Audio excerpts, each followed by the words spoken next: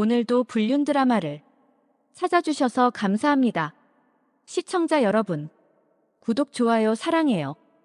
회사 복도에서 하이힐 소리가 또각또각 울렸다. 나는 오늘도 거울을 보며 머리를 정돈하고 립스틱을 덧발랐다. 빨간색. 박 팀장이 좋아하는 색이었다. 이 대리, 점심시간에 잠깐 내 방으로 올 수 있지? 박 팀장이 내 자리로 와서 아무렇지도 않게 말했다. 나는 가볍게 미소 지으며 고개를 끄덕였다. 동료들은 별다른 관심도 없다는 듯 각자 모니터를 들여다보고 있었다. 우리는 이미 조용히 은밀하게 움직이는 법을 터득한 지 오래였다. 나는 이 회사를 들어올 때부터 알고 있었어.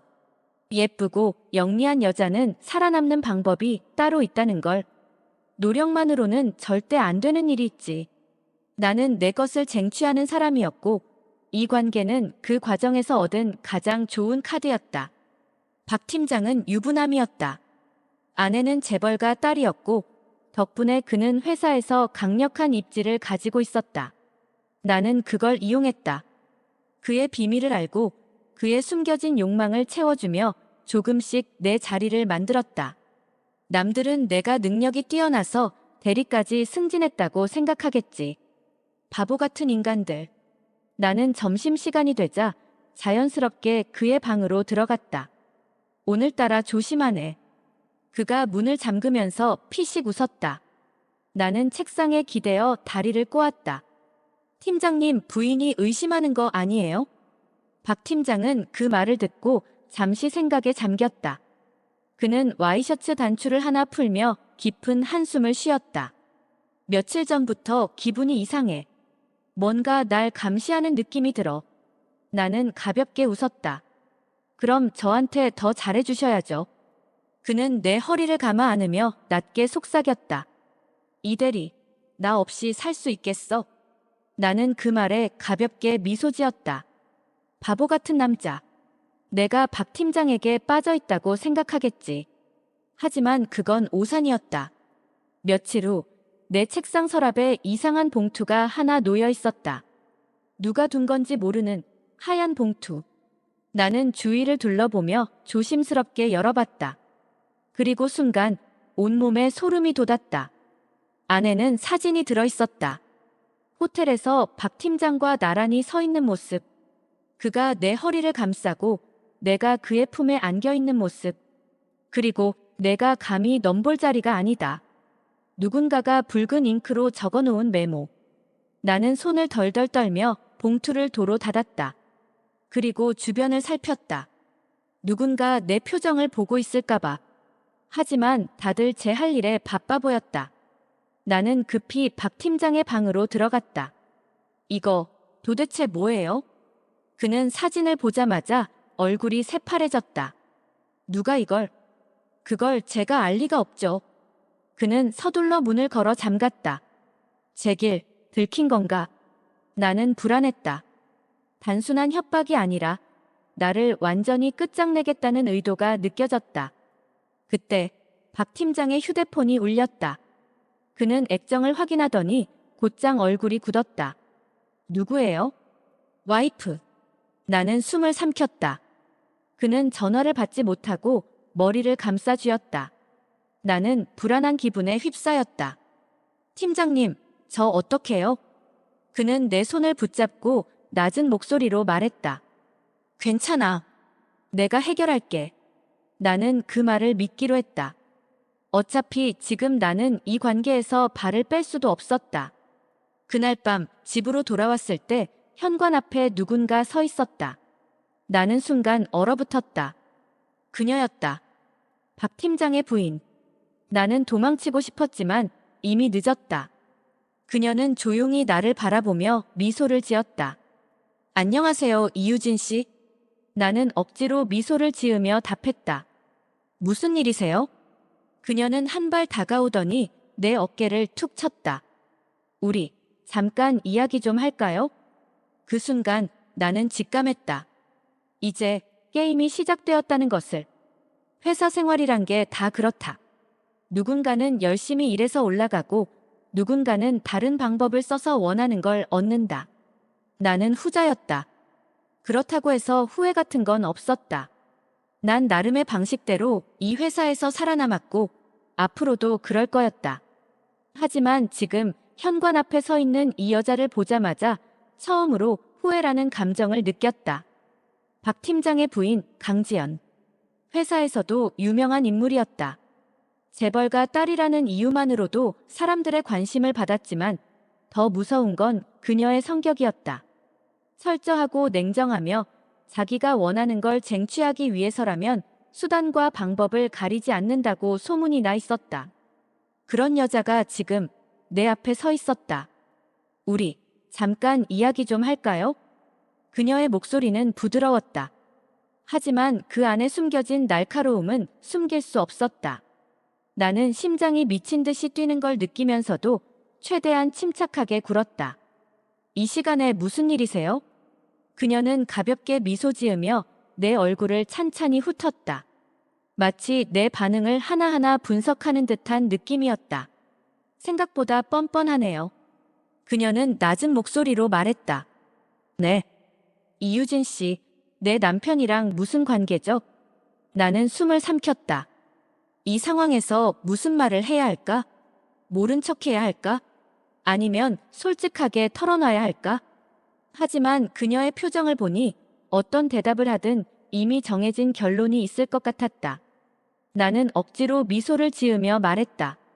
팀장님과 저는 그냥 회사 선후배 사이일 뿐인데요. 그녀는 피식 웃었다. 거짓말은 좀 더 그럴듯하게 하는 게 좋아요. 그녀는 핸드백에서 작은 봉투를 꺼냈다. 이거 당신 책상 서랍에서 발견했어요. 나는 그 말을 듣고 순간 머릿속이 하얘졌다. 그 봉투. 그 안에는 나와 박 팀장의 관계를 증명하는 사진이 들어있었다. 나는 손을 뻗어 봉투를 받으려 했지만 그녀는 고개를 저으며 봉투를 다시 핸드백에 넣었다. 이걸로 충분히 증거가 될 것 같네요. 이제 당신이 어떤 선택을 할지 들어볼까요? 나는 그녀의 눈을 바라보았다. 어쩌면 지금이 마지막 기회일지도 몰랐다. 이 관계에서 빠져나갈 수 있는 유일한 기회. 하지만 나는 알고 있었다. 이제 와서 물러난다고 해도 그녀가 가만히 있을 리 없다는 걸. 나는 조용히 숨을 고르며 말했다. 팀장님도 이 사실을 알고 계세요? 그녀는 고개를 끄덕였다. 물론이죠. 그리고 내일이면 회사 사람들도 알게 될 거예요. 나는 손을 꽉 쥐었다. 뭘 원하세요? 그녀는 천천히 미소 지으며 내게 다가왔다. 그리고 낮은 목소리로 속삭였다. 사라져요. 지금 당장. 그녀는 핸드백에서 두툼한 봉투를 꺼냈다. 여기 위약금이에요. 계약서 같은 거 필요 없어요. 그냥 조용히 떠나면 돼요. 나는 봉투를 바라봤다. 안에는 현금이 들어있을 게 분명했다. 그럼 이걸 받고 그냥 사라지면 끝인가요? 끝이죠. 아주 깨끗하게. 나는 짧게 숨을 내쉬었다. 그런데 만약 거절하면요?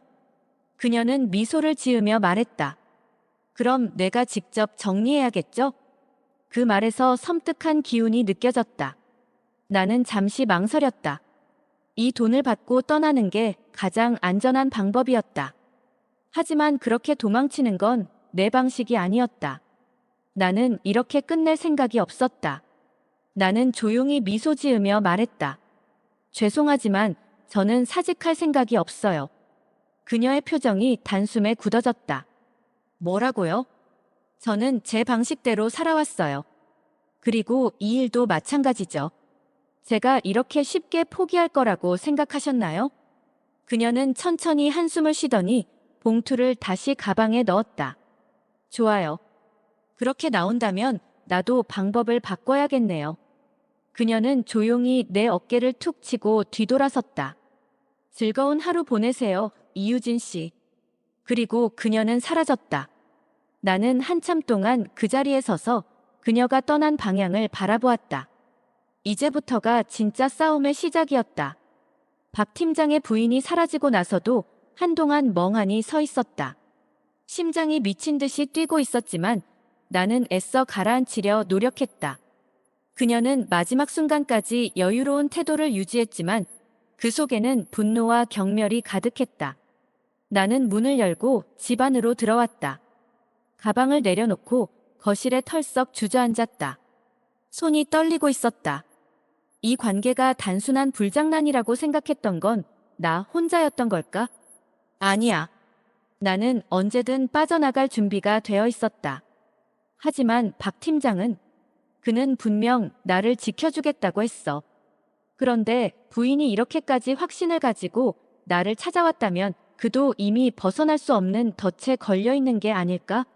나는 급하게 핸드폰을 꺼내 박 팀장에게 전화를 걸었다. 지금 통화할 수 있어요? 그는 한참 동안 대답하지 않았다. 그러다 낮고 피곤한 목소리로 말했다. 무슨 일이야? 팀장님 부인이 저한테 왔어요. 뭐? 그의 숨소리가 거칠어졌다. 어떻게 알았지? 아니, 뭐라고 했어? 저한테 돈을 줄 테니까 사라지래요. 젠장. 그가 욕설을 내뱉었다. 나는 그의 당황한 기색을 듣자 오히려 차분해졌다. 이제 어떡할 거예요? 그는 한동안 침묵했다. 그리고 나지막하게 말했다. 이유진, 나 좀 만나자. 그는 흔들리고 있었다. 그리고 나는 알았다. 박 팀장이 나를 선택할 리 없다는 걸. 우리는 회사 근처의 작은 호텔에서 만났다. 이런 상황에서도 그는 사람들의 시선을 의식하고 있었다. 나는 그의 모습을 보고 허탈한 웃음을 지었다. 팀장님, 솔직히 말해봐요. 저한테 솔직해질 수 있어요? 그는 내 앞에 앉아 깊은 한숨을 쉬었다. 테이블 위에 놓인 손이 불안하게 떨리고 있었다. 진짜 내가 떠났으면 좋겠어. 나는 순간 머리가 띵해졌다. 뭐요? 부인은 내가 떠나지 않으면 더 심한 일을 벌일 거야. 그냥 받아들이자, 유진아. 우리 여기까지야. 나는 비웃듯이 웃었다. 그래요? 그럼 왜 저한테 연락했어요? 그는 아무 말도 하지 못했다.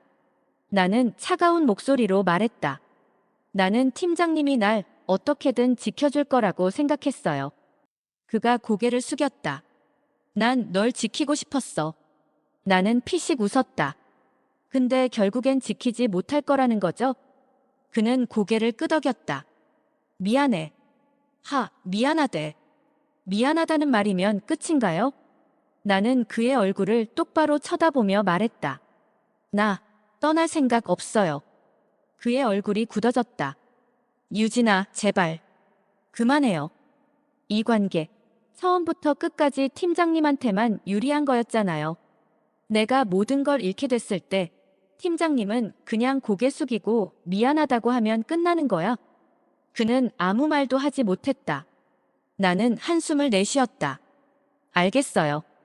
팀장님이 날 지켜줄 수 없다면 내가 알아서 해야겠죠. 나는 자리에서 일어났다. 그가 내 손목을 붙잡았지만 나는 강하게 뿌리쳤다. 이제 그런 거 필요 없어요. 저는 제 방식대로 살아남을 거예요. 그렇게 말하고 나는 호텔을 나왔다. 박 팀장 부인이 협박만으로 끝낼 사람이 아니라는 걸 나는 알고 있었다. 그녀는 분명 다음 수를 준비하고 있을 것이다. 나는 먼저 움직이기로 했다. 그녀가 가장 두려워하는 건 뭘까? 그녀가 감추고 싶어하는 진짜 비밀은 뭘까? 나는 곧바로 정보 수집을 시작했다. 박 팀장의 주변 사람들, 그의 회사 내부 거래, 그리고 그의 부인이 가진 약점. 며칠 동안 미친 듯이 움직였다. 그리고 마침내 나는 그녀의 비밀을 하나 알게 되었다. 그녀에게도 약점이 있었다. 겉으로는 완벽해 보였던 그녀, 남편을 통제하며 살아온 그녀. 하지만 그녀 역시 박 팀장 못지않게 비밀을 감추고 있었다. 나는 그걸 손에 넣었고 곧장 그녀에게 연락했다. 저 사라지려고 했는데요. 그냥 못 가겠네요. 그녀는 차분한 목소리로 말했다. 뭐라고? 나는 웃으며 대답했다. 우리 한번 다시 만나야겠어요. 이제 판을 흔들 차례였다. 나는 그녀를 다시 마주하기 위해 신중하게 움직였다.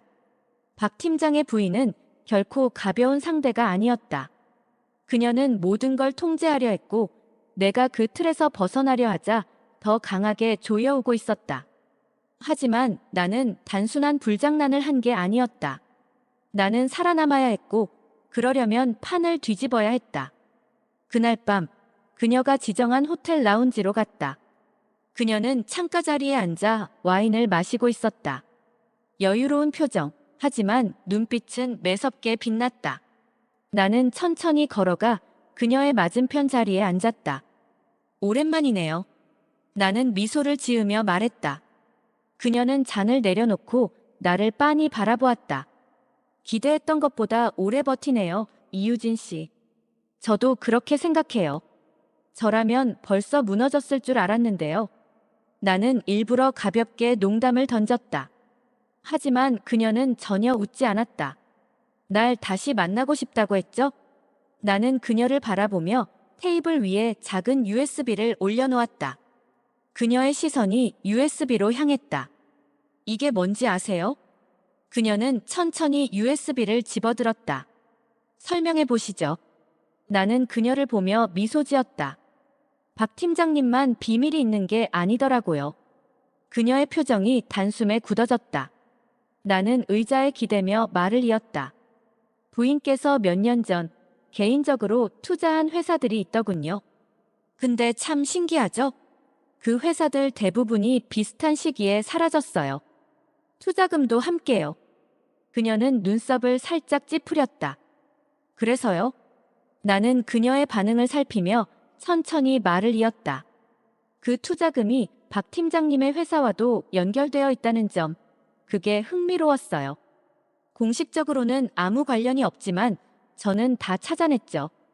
누군가가 의도적으로 돈을 빼돌렸다는 걸요. 그녀는 테이블을 손가락으로 두드리며 조용히 나를 바라보았다.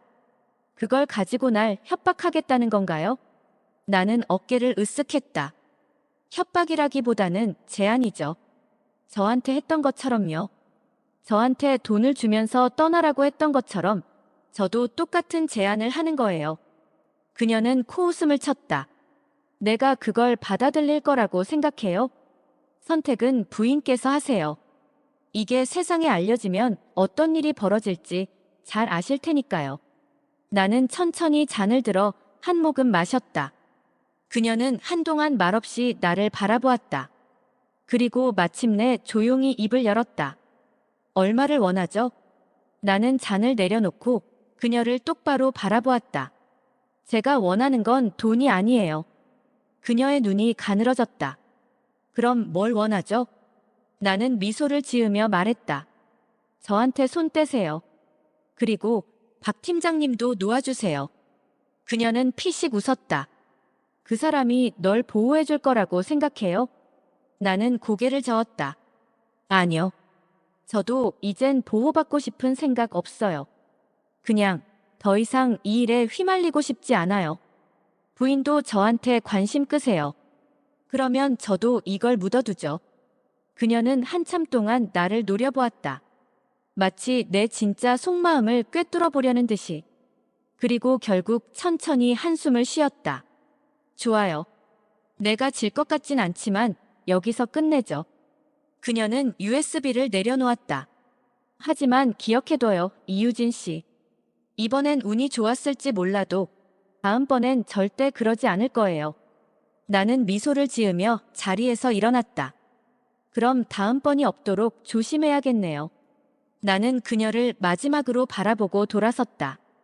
이제 끝이다. 그렇게 생각했다. 하지만 며칠 후 나는 깨달았다.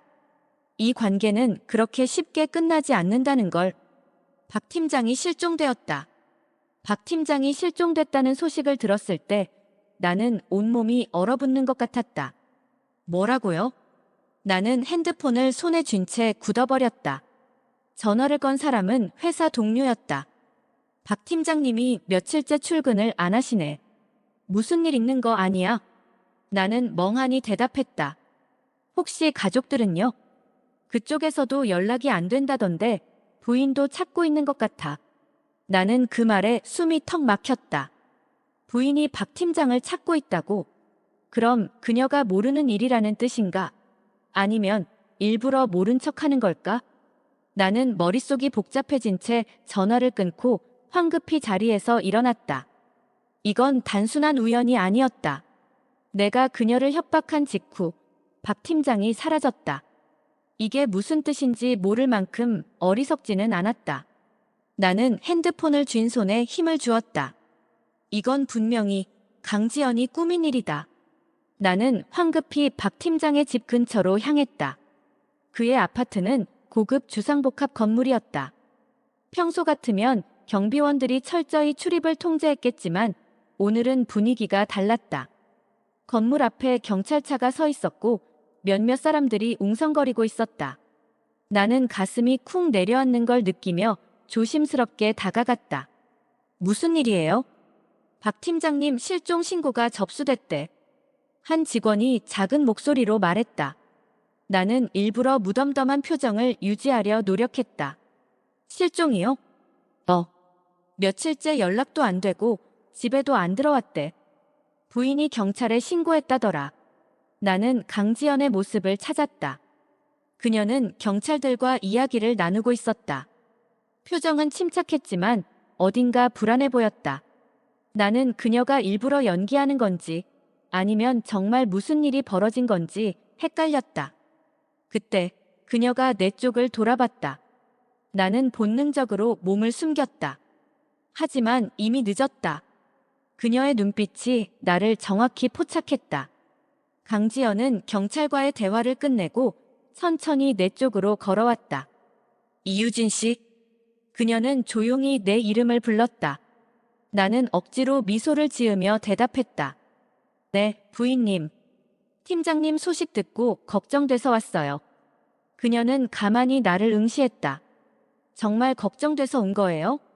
나는 가슴이 철렁 내려앉았지만 애써 태어난 척하며 대답했다. 그럼요. 팀장님이 이렇게 갑자기 사라지셨다는데. 그녀는 고개를 살짝 기울이며 낮은 목소리로 속삭였다. 당신이 마지막으로 그 사람을 본 게 언제죠? 나는 그녀의 의도를 읽으려 애썼다. 며칠 전이요. 마지막으로 통화했을 때 많이 힘들어 보였어요. 그녀는 내 말을 가만히 듣더니 작은 미소를 지었다. 그랬겠죠.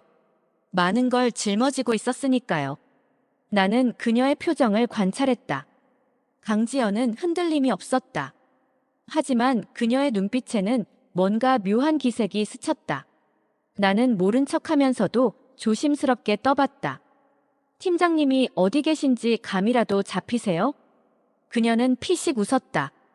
그러게요. 어디 있을까요? 그녀의 말투가 이상했다. 마치 내가 알 것 같냐? 라고 비꼬는 듯한. 나는 속으로 숨을 깊이 들이마셨다. 이 여자는 알고 있다. 박 팀장이 어디 있는지 아니면 무슨 일이 벌어졌는지. 하지만 문제는 그걸 나한테 굳이 숨기려 하지 않는다는 점이었다. 나는 애써 자연스럽게 웃으며 말했다. 팀장님이 무사하셨으면 좋겠어요. 그러자 그녀가 나지막이 대답했다. 정말 그렇게 생각해요? 그 순간 나는 직감적으로 알았다. 박 팀장은 무사하지 않을 수도 있다. 아니, 어쩌면. 나는 순간적으로 온몸이 차가워지는 걸 느꼈다. 나는 강지연의 차가운 눈빛을 마주하며 속으로 삼켰다. 그녀는 더 이상 감출 생각이 없어 보였다. 팀장님, 정말 무사한 거죠? 나는 마지막 희망을 걸고 물었다. 하지만 그녀는 미소만 지었다. 이유진 씨, 때로는 모르는 게 더 나을 때도 있어요. 그녀는 그렇게 말하고 천천히 돌아섰다. 나는 굳어버린 채 서 있었다. 이제 알 것 같았다. 박 팀장은 돌아오지 못할 곳으로 가버렸다. 그리고 다음 차례는 나일지도 모른다.